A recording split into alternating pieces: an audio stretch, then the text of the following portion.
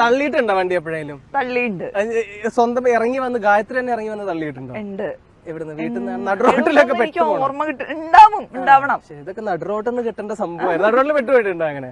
ഞാൻ പെട്രോളൊക്കെ തീർന്നിട്ട് പെട്ടുപോയിട്ടുണ്ട്.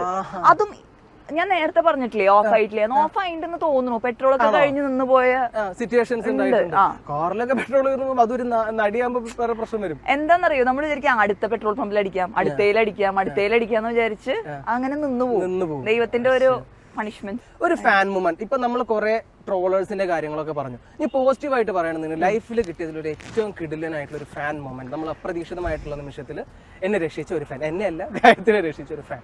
രക്ഷിച്ച ഫാനോ? അങ്ങനെയൊന്നും പറയാൻ പറ്റില്ല. പക്ഷെ ചില ആൾക്കാർ നമ്മളെ ലോ ആയിരിക്കുന്ന സമയത്ത് ചില ആൾക്കാരൊക്കെ വന്നിട്ട് നമ്മളെ ഭയങ്കര ആരാധനയോട് നോക്കി, ചേച്ചി ഞാൻ ചേച്ചിനെ ഭയങ്കര അങ്ങനെയാണ് ഇങ്ങനെയാണ് ഫാനാണ്, കുട്ടി തള്ളല്ലേ വെച്ച് നോക്കുക.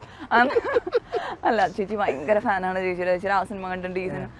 ഞാൻ താങ്ക് യു ഗോഡ് എന്ന് പറയും. സൈക്കോ ആയിട്ടുള്ള ആരെങ്കിലും അയച്ചൊരു ഗിഫ്റ്റ്. ഈ കഴിഞ്ഞ ദിവസം എന്നെ ഇഷ്ടാണ് എന്ന് പറഞ്ഞ് നടക്കുന്ന ഒരാള്, ജമുന പേര് കഴിഞ്ഞപ്പോ തൊട്ട് എന്റെ പിന്നാലെ നടക്കുന്ന ഒരാളാണ്.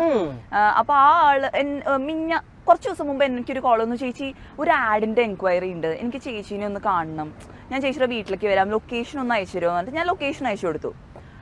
പിന്നെ വന്ന് ബെല്ലടിച്ചു. 2 ദിവസം മുമ്പ് വന്ന് ബെല്ലടിച്ചു. വാല് തുറന്നപ്പോ ആളൊരു cake കൊണ്ടുവന്നിരിക്കുക.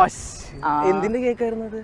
Red velvet with love ആളുടെ പേര്. ബർത്ത്ഡേ അങ്ങനെ അല്ലല്ല, വെറുതെ. ആദ്യമായി ഞാൻ എന്താ പറയാ ഗായത്രിയെ കണ്ട ദിവസം ഇന്നാണെന്ന് പറഞ്ഞ അങ്ങനെ കൊണ്ടുവന്നു. എന്നിട്ട് അങ്ങ് ഒരു സെൽഫി ഇട്ടുണ്ട്, കണ്ടു അവസാനം എന്ന് പറഞ്ഞിട്ട്.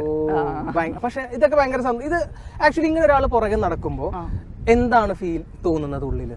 നമ്മളെ ശല്യം ചെയ്യാത്ത സിറ്റുവേഷൻ, ശല്യം ചെയ്യാത്തിടത്തോളം കാര്യം ഒരു ഭയങ്കര നമുക്ക് പേടിയാവും അവസാനൊക്കെ.